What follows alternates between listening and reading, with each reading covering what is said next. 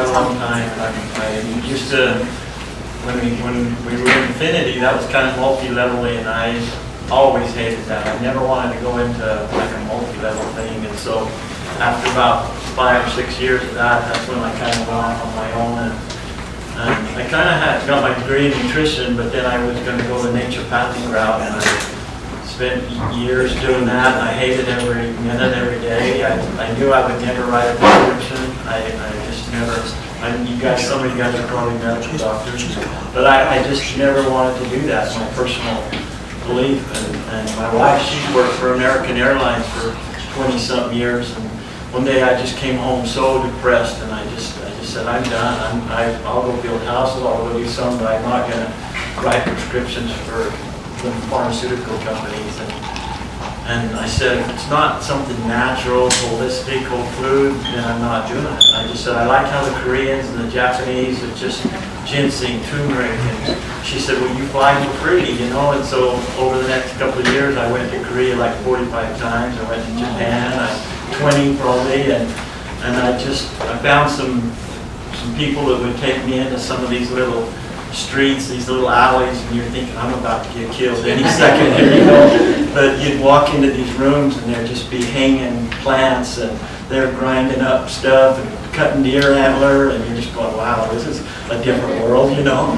But you know, I learned, old Chinese medicine it's really made sense to me, and that's what I believe. So I started formulating my whole new line from the Infinity stuff, and we really wanted a better way to be able to show how it got to the body on a cellular level. You know, we were doing that in Infinity, and that's what this is. You hear a lot of doctors will say, you know, we don't want anything to do with the dark field microscopy. You know, well, this is a dark field, this is bright field, this is phase contrast, this is, you know, bringing it's a live blood analysis, not dried blood, you know. And so it's a whole different thing, and we can really get into how things are getting into your body on a cellular level. You know, all my golfers that he's talking about, and I used to work with the Suns and the Miami Heat, and you know, they're high. I call them like a proteinaholic, like an alcoholic, but they're proteinaholics. You know, they're just protein bars, protein shakes, protein this, protein. Thinking they're building muscle, like he said, like Bill said. You know, you are what you digest, not what you eat. You know, you hear people say that all the time. You are what you eat. You are what you eat. But you are what you digest. You got to always remember that. You know, if you don't digest your food, you don't benefit from your food. And so you need a way to be able to show how things are working. And so what we're going to talk about tonight, if you'll look at your papers, we'll kind of go into the blood just a second, then we'll talk a little bit about nutrition.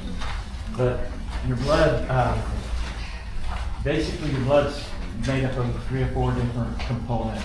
The main 3 things are, you have in a drop of blood, just one little drop, you have red cells, right here in the middle, red cells. You have 5 different kinds of white cells. You have the neutrophils, eosinophils, lymphocytes, monocytes, and then up here the basophil. Okay. White blood cells, you know, a lot of people think you have red and white cells, but you have 5 different kinds of white cells. Okay, and each one has a totally different job. Your white blood cells just live for a couple of days and then they die and get replaced with new cells. Your red cells live about 120 days, so quite a lot longer, almost 4 months. Your red cells are your oxygen carriers. Okay, let me get this one in here. I'm going to erase you. Just a second. That's not a very good eraser. So your red cells are just oxygen carriers. Every 20 seconds or so, a red cell's job is to run up to your lungs, grab a load of oxygen, and take that oxygen off into your body. So it's just like a little dump truck, just hauling oxygen all day long. It'll make, in 120 days, it'll make about 70,000 trips up to your lungs before it dies. Red cells let's say this is your red cell. Inside of a red cell, you want your cells to be real dark and solid in the middle. So inside you have a little chemical called hemoglobin. You guys have heard of that, hemoglobin? The heme is a protein that's just made up of iron, basically. Heme is iron. So the hemoglobin is actually what attaches on to the oxygen. When it gets to the lungs, it'll hold on to that oxygen. It's like little hands grab a hold of it, and it won't let that oxygen leave the cell unless it's passing a part of your body where there is an oxygen. Then it dumps it and turns around and heads back and gets more. So every trip up to the lung, it's filling up because it's full of hemoglobin. But like you women, when you have your periods, when you have your cycles, women lose about 85% of their hemoglobin each cycle. Okay. So now, see, the cell will only carry oxygen in this outside part. So that creates tired, fatigue, low energy, cramping, headaches. Another thing that just takes that out is heat. You know, if you're at the gym, you're on a walk, even like women when they're doing menopause, in their menopause, that hot flash will draw out the hemoglobin. So heat takes it out. And the last one is stress. Okay, those three things are going to really pull all this hemoglobin out of the cell. So every trip back up, see, it's not filling out, and you're gonna feel tired, and you're gonna experience problems. So, like, let's say you went to the doctor and you said, "Man, I have these headaches for a month, these migraines," and he's gonna take your blood and send it to the lab, and the lab's going to just look at your numbers. So they're going to take out your blood and they're going to send it to the lab. Normal iron or hemoglobin levels are between a 9 and a 10. Okay, so they're going to just wait for that report to come back. And when the test comes back, they're going to look at where your numbers are tonight. So, let's see, 15, sorry. Things moving. So let's just say the day that they drew your blood, it came back and you were a 10. So they're going, well, your headache's not iron related because you're on the normal side of the fence. You know, it's got to be something else. You know, you're normal. But really anything from an 11 down has the same symptoms. So you can still have headaches and be in the normal range, but the day they took your blood, you were here. The next day you started your cycle and you lost 85%, so you dropped clear down here, boom, in one day. See, and now you're having cramps and everything, and over the next 8-10 days, you're building back up and getting back up to normal range, and then you go for a walk, or you go to the gym, or you go out and mow the lawn, and you get all hot, and you drop down a little bit, and then you start building back up, and then you get in a car wreck or something major stress happens and you fall back a little bit more. See, and you might not even make it up to the normal, and then you cycle again. See, so you keep dropping fat further and further and further. So you kind of live in this world down here. You want to live way up here, cycling down to here. You know, don't ride the fence so close, you know, and you live in Arizona, so you're always hot, you know, you're always stressed. You're going to have that. So you're going to see iron deficiency more here in Arizona than almost any other state. Like you go up to Seattle or Portland, and you know, where the sun's not shine very much, and you don't see the iron deficiency like you do here. So that's a big thing. The purpose of those red cells carrying oxygen. When you think about, Bill said, you know, one of the main things that we need is oxygen. You know, the cells, think of your blood as like the water in a swimming pool. Like when the pH of a swimming pool gets kind of acidy, kind of acidic, you know, it turns green, algae, bacteria starts to grow, and it's getting taken over by that greenness, you know. And so you call the pool man and he puts a little chlorine, or if it's a salt pool, they put some salt in there, and it creates oxygen. You know, it brings the pH back to an oxygenated environment, and the pool clears up, you know. Your blood's the same way. When you're a protein person and you pound the proteins every day, watch when you eat protein foods, meat, beans, nuts, eggs, how much more gassy, bloated do you feel? You know, Well, that's how it's affecting your blood when it's not digested. You're gonna turn your blood so acidic so fast that you're just like a magnet for bacteria, you know? Bacteria loves you at that point. So the purpose of our red cells is to keep our body oxygenated. You wanna keep that as full as you can so you're not a magnet. The second thing is you wanna eat more green foods. You know, like if you're feeling a little sore throat coming on, the worst thing you can do is go pound the proteins. You need to eat more green foods, or a little lemon in your water. Eat these alkaline foods and bring yourself more alkaline than acidic. And so that's the purpose of your red cells, is your oxygen carriers. Your 5 white blood cells, like let's say again, like if you had a sore throat or something, you would see lots of neutrophils. So normally you should just see 1 to every 500 red cells, but if you had a sore throat, you would see lots of them. So your body's just it knows before you even know that you picked up some bacteria. So your neutrophils are your defenders, your cleaners. You'll watch them on the TV, they're just moving all over cleaning, and they're just active, real active. The eosinophil underneath, that's for allergies. Like if you were out in the yard mowing the lawn, you come in all sneezing and watery eyes, that's the one you would see more of, okay, eosinophils. Lymphocytes, if you see a lot of lymphocytes, that's probably not a good thing.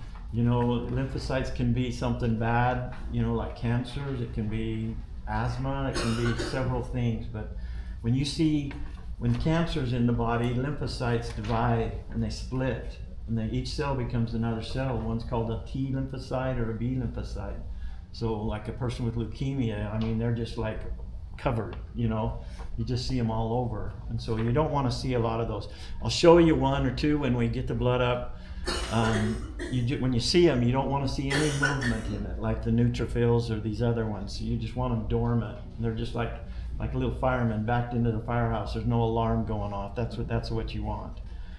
The monocyte, it's dormant most of the time. It stays dormant, and then when the neutrophil gets in trouble and he can't handle the job by himself, he'll get on the phone and call for some backup. So the monocytes come in and help out. Okay.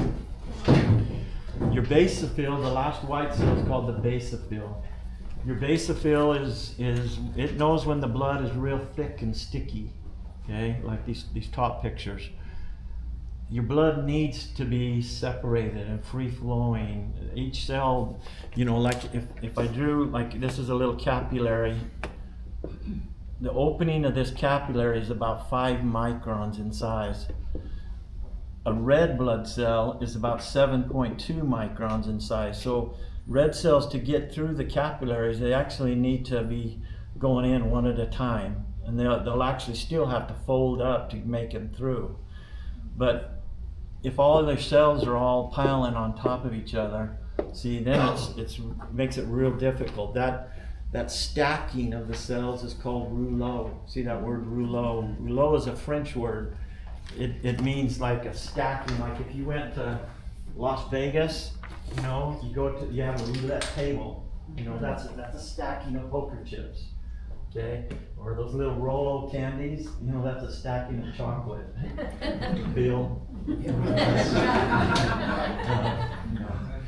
But so if all my cells are rouleaued, if you open this page up, you know, you'll see it says rouleau right here.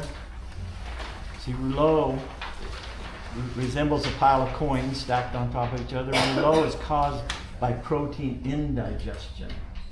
Okay, rouleau causes poor circulation of the blood, therefore decreases the amount of oxygen and the amount of nutrients available for the body to use. This condition produces symptoms of fatigue, weakness, poor digestion, and edema. You know that word edema. Edema means swelling, inflammation. So when you digest protein, like you were saying, protein is broken down into amino acids, and amino acids build muscle, and muscle burns fat. But if you don't digest it and it goes to the blood, see, now that's going to create a real thick, sticky blood. And so if the cells touch each other, they'll stick together and it starts protein linkage. Then it gets to rouleau. Then it can even get into this next stage. It's called erythrocyte aggregation. Erythrocyte means red cell. So these cells start to aggregate and really bunch up. And so the first place our body will take that protein to, now it's into the blood. See, now it's going to go straight to your liver. Okay? And proteins, you know, like, let's say, let me draw this. So again, you know, people say you are what you eat, but you are what you digest. So let's just say that this is your stomach here and your intestinal tract kind of going on down. You guys see that? So every day, see, you eat. Well, before I go there, when you're born, we're born with these little hairs, these little fibery hair-looking things that line our stomach and our intestinal tract. Those little hairs are called villi. Okay. When our moms breastfeed us when we're babies, you know, before their milk actually comes through their breast, they have those few days of colostrum and probiotics and, you know, those good bacteria that come first. So the good bacteria actually has 3 names. They call it our friendly flora. The most common is called the probiotics. So that word probiotics, pro means for, biotic means life, for life, like antibiotics against life, right? So as these probiotics come in, see these hairs, these fibers are there to catch them. So they all start finding a little garage to park in. Once they're locked in, see, they're not leaving. They're like little seeds, and they plant in and they grow and they spread out and they form what's called the mucosal lining or the mucosal membrane. The medical word, they call that the microbiome of the stomach. Okay, so once we have this probiotic layer, see, that's my immune system now. That's going to keep everything inside and won't let things leak out into the bloodstream before I digest them.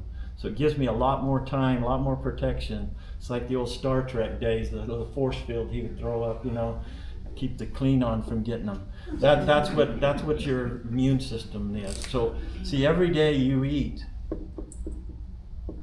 as your foods enter your body here, see, they're full of vitamins and minerals and things you're going to need to run your body, but you got to digest them first, okay, and then they're assimilated. So there's 2 ways you eat every day. One way is you eat raw things. You'll have a salad, you'll have an apple, you'll have a banana. Whenever you put something raw into your body, raw foods have enzymes. So look at your little pyramid paper there. Okay? See, these are all the key digestive enzymes that run our body. So you have an enzyme up here called lipase. Lipase breaks down the fats, the oils, your Chick-fil-A nuggets, whatever, you know. Under that, it's called lactase. Lactase breaks down dairy foods, milk, cheese, ice cream. Over here on the right, the protease digests protein foods, your meat, beans, nuts, eggs. Amylase breaks down like sugars and carbohydrates, and the last one down here in the bottom is called cellulase, and that breaks down like your bread, grains, seeds, nuts. So anything I put into my body raw, see, raw foods will always have the digestive enzymes or the capability to take care of themselves. Let's say you're eating an apple and the phone rings, and you put your apple down to get on the phone, and you finish your call and you go back 10 minutes later to get your apple, and it turned brown while you were gone. You know, that's already processing, you know, it's already digesting. You open up a banana or an avocado, or you left a piece of meat sitting there on the table. You were going to cook up some hamburgers and you forgot, and you had to run and leave the house or something. You left that sitting there and you didn't put it away. That meat's going to be brown when you get back, right? Because it still has enzymes. So anytime I eat something raw, it's like 100% you're going to benefit from that food. Okay, you're gonna enjoy it, and it's gonna take care of itself.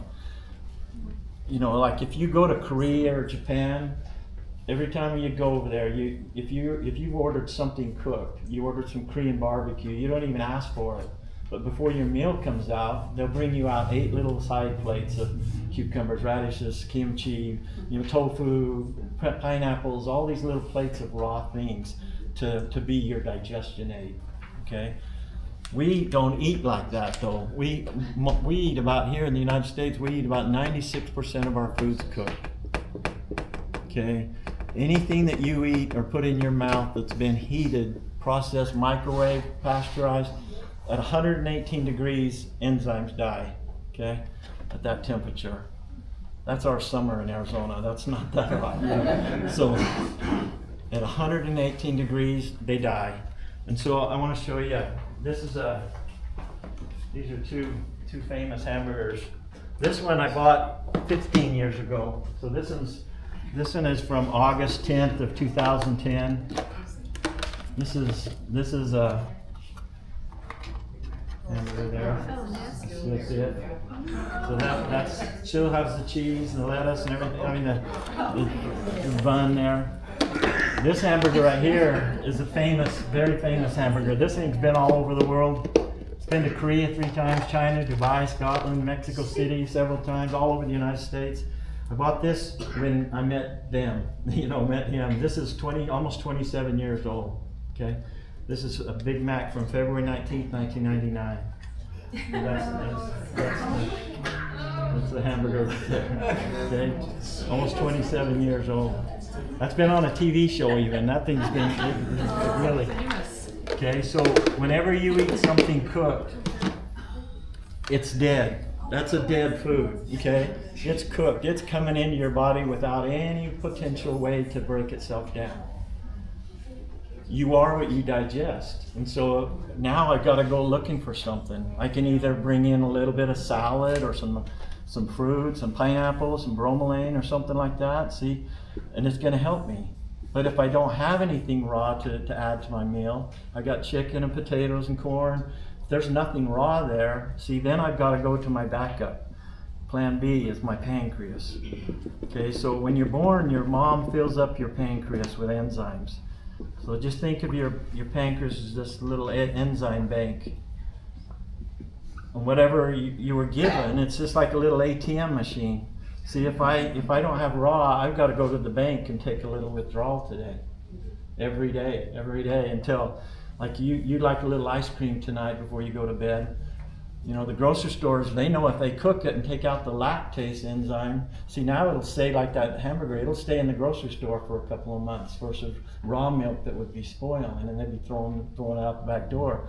See, so every time you have a little bit of milk or ice cream or cheese, you're coming to the bank to take a little withdrawal of some lactase every day, until one day you go to the bank and there's no more left, You've run the bank out of lactase, so now you're called lactose intolerant for the rest of your life. And our grandparents never got lactose intolerant because they all had milk cow in the barn. I grew up milking a cow, and so I know that works, it's raw milk, it has enzymes, it'll spoil. You got to take care of that milk. But our kids think milk comes from Walmart or Fry's or wherever you shop, they didn't know, cow, that came from a cow, but they're gonna probably run out of enzymes for lactase before they're out of high school. That's how quickly. Are you saying once you run out, it's gone? Gone, okay? You'll be lactose intolerant for the rest of your life. You can have some milk as long as you add some enzymes while you're eating that. I'll show you an example of that. I brought a couple of puddings here, okay? So you can see these little snack pack puddings here. Tissue or something.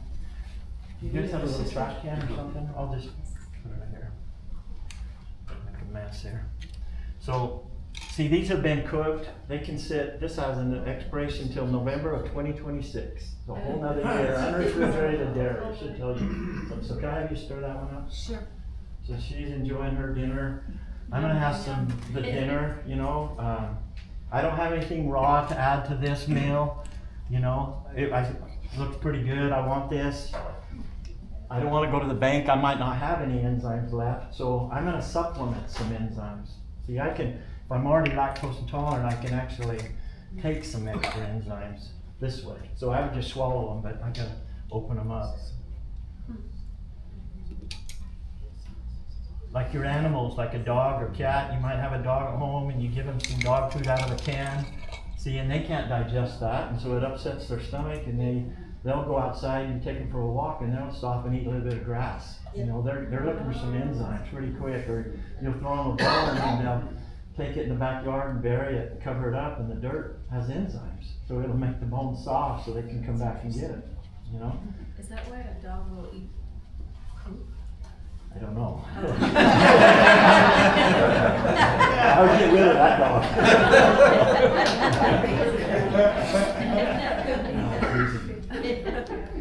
So It's not my dog. So let's take yours. So she didn't start out with enzymes. She didn't add anything to her meal. See, so she didn't really change it. See, she didn't digest it. It's just still pretty thick, okay? I took the enzymes with my meal. Oh my God. See, it's already digested it. So you are what you digest, not what you eat, you know? So if you're already lactose intolerant, see, then you need to, you know, you want that little ice cream sundae or that brownie with ice cream on it, you've got to take some enzymes, you know, so you don't have problems. If you're a sugar person, you got a sweet tooth, and you like a little candy or something, see, every day you got to go get some amylase until one day you go to the bank and there's no more. See, so now you're There's no natural replenishment of There's those. no more replenishment. So how did the ATM get filled to begin with? Your mom. Your mom fills you up. So if grandma didn't have a lot of enzymes to pass on to her, let's say she, during her pregnancy with your mom, she had gestational diabetes real bad.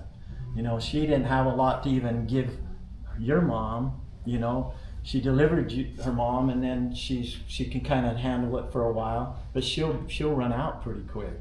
But see, your mom came into this world with less than your mom, her grandma, your grandma. So what your mom gave you is even less than she got. So if I was That's genetics. If I was allergic to milk when I was born, You didn't have it from the start, very much, yeah. Just like if you're, you know, a type 1 diabetic, you know, you were born that way, but you become a type 2 diabetic it's because you run out of enzymes. If you eat sugar every day, you use up the bank. See, whatever you don't digest, if it doesn't have enzymes here, it doesn't have enzymes, you're gonna throw it to the blood. See, and once it's into the blood, see, now it's gonna cause problems. Now you got all this undigested fats in your blood, all this undigested sugar in your blood, all this undigested protein in your blood. See, now, because you didn't digest that protein and create amino acids and build muscle, now you put it into the bloodstream. And see, now your blood makes these little cycles through your liver and your kidney. Your liver has over 600 jobs to do. It's pretty important. You have one to take out the trash, and you can't even do it. I'm teasing. This guy's got 600, and then you add the kidneys on that. Okay? So the more I keep throwing into the bloodstream undigested, the more that's going to pass through the filters every day. Pretty soon, doesn't take very long, the liver's full. And the door closes. It's like a hotel. He puts up the no vacancy sign and says, there's no more coming in. There's no more room. See, so now your blood's just circulating like a lazy river. And you go to the doctor and he says, your triglycerides are like off the chart. You got a very fatty liver. Your glucose numbers, you're off the chart. These fats and sugars are all sticking together. You're forming plaque in your arteries. These little clots are like this little tube right here. Where's this little tube? Let's just say that this is a little artery in my leg. And these are the red cells, and they're full of oxygen from my lung, and they're trying to get oxygen down to my foot. And it hits a little bit of sugars and fats here, that cholesterol. See, now the heart, you know, has to really push it. So when you have high blood pressure, that's fat, sugars, or proteins in front of the blood. It's like going to the Dairy Queen and getting a big old strawberry shake, and you're go away just enjoying that strawberry shake until the strawberry hits the bottom of the straw. Now you have to really suck it up, and you know. But low blood pressure is the diastolic pressure, the pressure coming back into the heart. So high blood pressure, low blood pressure, it's got to be fat, sugars, and proteins. That's what's your problem. So when the doctor says, you know, you got a very fatty liver, or you got, let's just put you on some statin drugs. Let's put you on, you know, Eliquis, Lipitor, Coumadin, whatever. let's thin. That wasn't an enzyme. That didn't actually go get rid of the problem. It just thinned the blood and dumps it back into the filter. You look at the side effects of all those, they're destroyers of your liver. So you said like you regain that bank of proteins from your mom's milk. So is baby formula just like the enzymes if they can't have it? Or No, what? baby formula doesn't have enzymes. So It's cooked, what happens to so it doesn't those have babies enzymes. who- Any liquid things don't have enzymes. It has to be pasteurized, and so it's coming in. Your body still has to try to work and try to digest it. So is there like protein bank, I guess, like lower than those who were breastfed? Yes, 100%. And not only that, they don't have the mucosal lining because they didn't get breastfed too, so they don't have the colostrum and probiotics to start their life all protected. Wasn't that the issue with peanut allergy? So every allergy, almost every single allergy on the planet, you can go get all these 50 different tests done on your back and all that, but it's always a protein. You know, if you're allergic to gluten intolerant, it's the protein part of the wheat germ. You know, if you're lactose intolerant, it's the protein part of the whey. You know, if you're allergic to peanuts, it's the protein part of the peanut, the nut. You know, it's always going to be protein. Protein, if you understand, you know, protein can be the best thing, but it can be the worst thing too. You know, it can hurt you big time. Pain in your body is inflammation. Inflammation is undigested protein. The first place your body, see when the liver's full of protein, the liver sends these proteins back into the blood as protein fibers. They're called fibrin or fibrinogen. Those protein fibers are going to go wherever the blood goes, okay? So the first place our body stores protein is in our back, neck, shoulders. That's where you're always going to feel, you go out and have a big old chimichanga or carne asada, you know, you're going to feel it in your neck and your back the next day, you know, if it didn't digest. For a golfer, all my golfers, that's the worst place. They need to be all tight and stiff. I mean, I call them proteinaholics, you know, they're just protein every day, just slamming protein, but it's coming in cooked. The meat's cooked, the eggs are cooked, the beans are cooked, you know, it's not digesting, it's not building muscle, it's creating pain and inflammation. And once that liver's full, see these little fibers, they can turn on you real quick. They can stay in your blood and form these uric acid crystals. So now you got crystals getting into your joints and causing arthritis and gout and bursitis. You know, so you didn't digest it. Now you're creating pain and inflammation in your body. Protein fibers can also form cysts and tumors in your body. You know, when you have cysts, that's fibroid cyst or fibroid tumors that's made up of mostly undigested protein fibers. You remember in 2017, he called me up one day and he's just bawling, just crying like a baby on the phone. And I was going, what in the world is going on? And he's going, just got off the phone with my mom down in Australia and she was diagnosed this morning with a big massive brain tumor. And he said, they gave her 4 weeks to live. He said, there's nothing they can do. It's inoperable. She's going to come to my house until she passes. But he said, I remember when we were walking in Hawaii at the Tournament of Champions every year, they go there. And we were talking about his dad died when he was 12 to cancer, and we were talking about that. And I said, you know what? My wife just went through some breast tumors, and I said, we didn't do anything but just use the enzymes to get rid of it. And a couple of months we had it, you know, a 9-centimeter tumor was gone. Oh. You know, and he was just like blown away, and we were just kind of talking like that, just small talk. But he said when my mom called this morning and said about this tumor, he said, I remembered that story that you told me. He said, what did you do for your wife? He said, if this was your mom, what would you do or whatever? He was just kind of, and he said, or was it just too late to help her? And I said, to me it's not. I said, once it's in the blood, that's the only, it went to the brain. It could have gone to her breast or the ovaries or the lymph nodes or wherever. I said, hers went to the brain. I said, but that's how you have to go get it. Literally, you have to get in there to the bloodstream with the enzymes.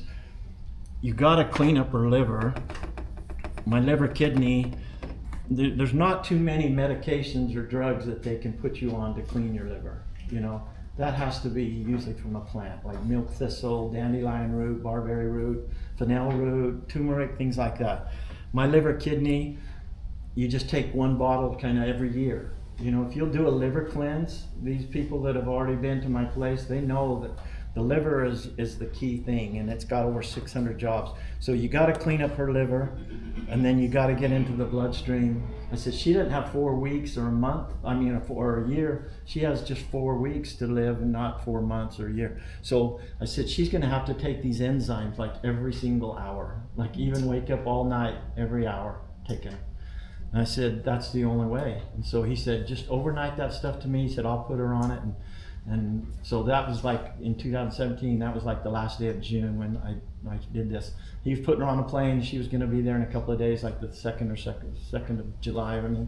And so he was going to put her on this. And so he did all of July. She was taking them. A month later, like on August 3rd, he calls me up crying. And I'm thinking, oh, good, you know, she's gone, you know, and I didn't even almost dare ask. And finally, I said, how's your mom? He goes, this is a happy cry. He said, we're walking out of the hospital right now. He said, I wish you could see this picture. I'll kind of show you. This is her, he said, I'm sending you a picture right now. He said, this is her MRI. He said, that is the tumor. You can see that white tumor there on the side. He said, this morning the doctors couldn't find it. He said, it's actually gone, 100%. He said, it didn't just reduce it, it's gone. He said, you just saved her life, you know? And, you know, it's just enzymes are amazing. And enzymes are the key to your life. If you run out of enzymes, things pass and things go down quick, you know? And so try not to run this bank out. You know, when you, I don't want to keep you guys so long, but one thing I want to talk about, like, you know, way up in your brain, right behind your eyes, right in the middle of your skull, you have 2 little things that run your body. They're like your computer. One's called the pituitary gland, the other hypothalamus gland, and they know everything that's going on. Around your esophagus and your neck here, you have your thyroid. Okay. Way down low, right in your lower back, we'll put them clear down here. Right in the lower back, you have what's called your adrenal glands. Okay, you know your adrenals are sitting on top of your kidneys. Probably got a picture of it here. People don't know that's where they. You can see that picture. See, they're actually sitting right on your kidneys, right in your lower back. Okay, your adrenals and your thyroid, they coordinate all day long to produce all your hormones. They're like my twins. They just know everything that happens, they know what the other one's doing. You know, so they're coordinating all day long to produce like serotonin, dopamine, estrogen, testosterone, melatonins, you know, adrenalines. And so they're just always talking. A lot of times the adrenals are like first string in the game. These guys are like second string. Whenever stress happens, let's say you have a cup of coffee or you have a Monster drink or Coke or something. See, the brain goes, I really don't like that caffeine in me or that sugar. The brain picks that up and he doesn't go to the thyroid for help. He'll go straight to the adrenals every time. And the adrenals know that something's, you just had some coffee or whatever, and it's going to shoot out into the bloodstream a hormone called adrenaline. You know, like a drag racer has that little nitrous button, he gives him that extra power. That shot of adrenaline is actually to speed up your metabolism to get that out of you quicker. You think, oh dang, that woke me up and got me to work today. I'll do that again tomorrow. So you just pull back into Starbucks every day. Pretty soon the adrenals don't perform like they did last year. You know, now you got to have an afternoon candy bar, not just the morning cup of, you know, something else to get you through the day. When your adrenals are that stressed, they're working hard every day. See, then something major happens, grandma dies or something major in your life. I don't want to get mad at grandma, but you know, stress, when a major stress hits you, when your adrenals are already stressed, they're done. And so now the adrenals start to produce a different hormone that he's going to send out into the bloodstream, and that's called cortisol. See, so now you got all this huge amount of cortisol hitting the blood. Cortisol eats muscle. You know, muscle burns fat. So if you're taking away muscle, your body is storing belly fats. That's right where it's gonna go, is your belly. Okay, there's not, you could go to the gym 5 hours a day, you could go to Bill's and you're still not gonna lose weight, you know. That is a killer. See, cortisol, you know, your blood goes through your heart 2 times every minute. You know, your heart, that's probably the most important muscle you have in your body. And it's destroying it. So you're gonna have reduced cardiac output, hypertension, heart arrhythmia, you know, heart attacks. You go, oh yeah, Joe, he died of a heart attack today. He must have been real stressed. Stress got him, you know. No, stress is a word, it's the cortisol that got him. What causes it? The Cortisol is stress, you know, any kind of physical or emotional stress. It can be working out too much, it can be food, whatever, you know. You could go to the gym 5 hours a day and you just can't lose. But see, the worst thing that cortisol does is it destroys muscle, which is your mucosal lining. See, so cortisol can open up this mucosal lining just so quick. Drinking carbonated drinks can open that up. Different things can open this up. And so now you eat something and there's some bad bacteria on your food, a little salmonella, E. coli, H. pylori, something like that.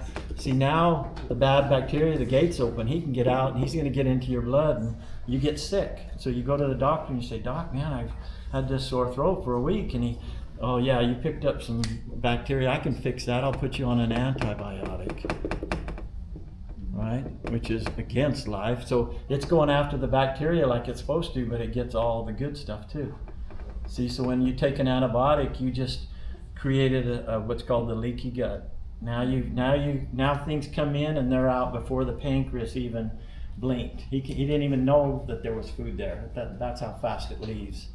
You know, so, you know, and down in the intestinal tract, when you lose that, see, now when the major part of the foods come down here and you get constipated, but it creates IBS, irritable bowel, diverticulitis, Crohn's, you know, and it's just a vicious cycle. Things just aren't processing. You know, to whatever you're born with in this pancreas, it's not going to give up its enzymes unless it's actually told to.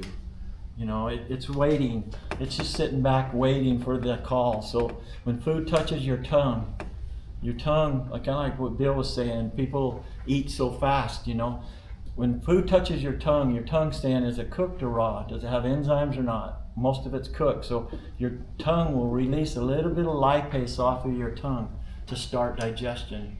Remember as a kid, you're told, you know, slow down, chew your food. You know, that's to start digestion. As soon as it knows, the brain's going to send a message to your gallbladder. Your gallbladder has one job, to send in acid into the stomach. Okay, it's called hydrochloric acid, bile. So as this acid comes in, see, it changes the temperature, like heats the stomach up. Once it reaches a certain pH, that's the alarm. Now the pancreas knows it needs to give up some enzymes. So to digest your food, that has to happen, this has to happen, that has to happen before it does happen. Let's say you guys are out on date night tonight and you're at a restaurant and every time the waiter comes by, they fill your water cup up and you drink it down. You diluted the water, the acids. You drink something carbonated with your meal. You have a little Dr. Pepper, Coke, or Perrier water, you know, any kind of LaCroix or something, carbonated. Anything carbonated, carbonic acid mixes with hydrochloric acid and it neutralizes it. It just stopped digestion by more than 14 hours. Is there a test that can be done to determine how many enzymes you have left in your pancreas? I don't know of any. You just by how you digest things and how you feel when you eat certain foods. That's the only way I know. Do you know, Bill? I don't know it any way. Does the bacteria in the gut lining excrete enzymes? I can't remember. Probiotics are like their own world. No, if you have good bacteria, yeah. They're your absorber. They create. They formulate stuff. They formulate vitamins even. What about enzymes? They don't make enzymes. Okay. So when. Oh, go. Sorry. No, go ahead. So if a child has a poor supply of enzymes and then the mucosal lining is thin. I was down in Mexico Skip the City. antibiotics completely. Say they don't take antibiotics. are there ways you set up, you can't replenish the enzymes, can you give them more of a fight in the lining? Yes. Like my digestive enzymes, I used to have a separate probiotic, but now they're together. Okay. So every time you're taking enzymes, you're planting seeds. I was down in Mexico City in June.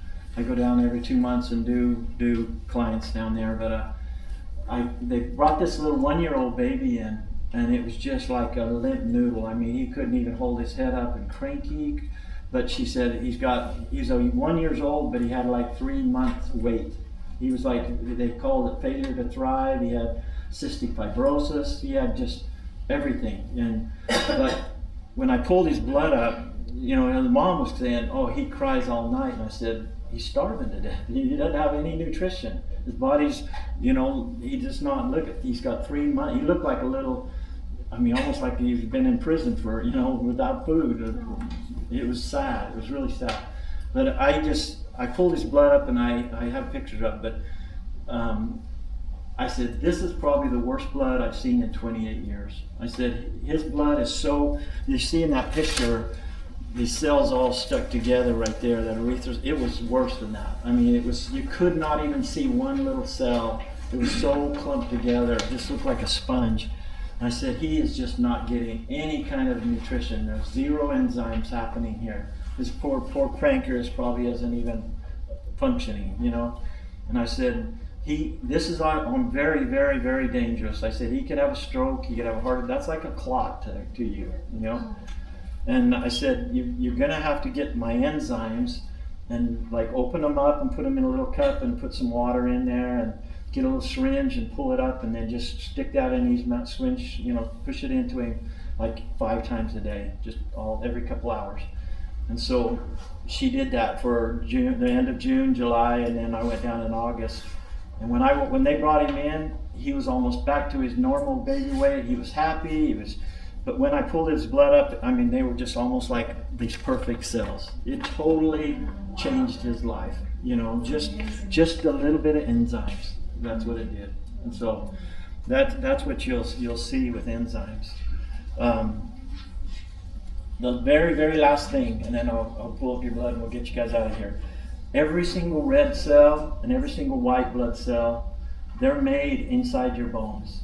Okay? When you're making cells, like if you were gonna make your husband a birthday cake, you know, and you go to the cupboard and you got your eggs and your flour and your oil, and you know, you get all the ingredients out and put it in a bowl and you got a nice little cake going in the oven, you know. But if you go into the cupboard and you're going, darn, I don't have any eggs, I gotta go to the store, and I barely have enough oil to oil the pan, let alone put it in there. And so, but he's on his way home and I'm gonna just go ahead and make it without the eggs. You know that cake's not gonna come out very good.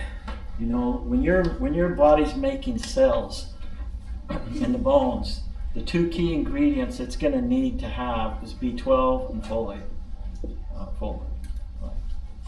Okay, folic acid, folate. Those 2 ingredients are key to make every single cell come out like a cookie cutter's punching them out, just perfectly round, perfectly the same size. If you have that, your cells should just look like a little, just perfect, every single cell, just like that picture there. But if you're deficient, you know, when you get to about 40, you actually stop making B12, and so you go into menopause. You know, men start having prostate problems and stuff like that. But these things are key. If I pull up your blood today and I see you have small cells, those are called microcytes. Or great big large cells, those are called macrocytes, or oval shaped cells, those 3 pictures. If you look at micro, macro, oval, see these are all the vitamin B12 folic acid deficiency. So I didn't even have enough to make my cells come out. You know, they're coming out all different shapes and sizes. My cells get first dibs. They get whatever they need to make cells, because if you don't have cells, you die. So your cells come out first. But see, your thyroid and your adrenals, to make all your hormones, serotonin, dopamine, estrogen, they need B12 and folic acid too. So if I don't even have enough to make my cells come out, there's no leftover to send to the adrenals or the thyroid. See, my adrenals are making cortisol. They're so stressed, it's like the coach says, you go sit on the bench. You got 4 fouls. You go. You're not worth anything to me right now. You know. So he's kind of out of the picture. Your thyroid's kind of left to do all the work, and he's freaking out. He's going, you know, what do? I can't make hormones without these guys. Your hair's falling out. Your nails are brittly. You've got anxiety, depression. You can't sleep. You know, you go to the doctor and he says, you got hypothyroidism. You got Hashimoto's or whatever. They're going to put you on a thyroid medication. How many of you guys are probably on one? You know, but the more you take of a thyroid medication that's coming from an animal, like a cow or a pig, your pancreas, your thyroid thinks, well, darn, I don't need to work if you're giving me what I can make. I'm just needing some vitamins here. If you give me some B12 and folic acid, I'll make that for you. You know, the longer you keep taking that, the less your thyroid will work. You know, it's just like, you hear people say, how long have you been on that thyroid medication? And they'll say 8 years, and I'm going, when's that gonna start kicking in for you? You know, it's just not gonna happen, you know. And so this is the key thing. If you're pregnant, you can't make a baby if you don't have these 2 things. That's the #1 thing in a prenatal, okay? So it's very, very, very key.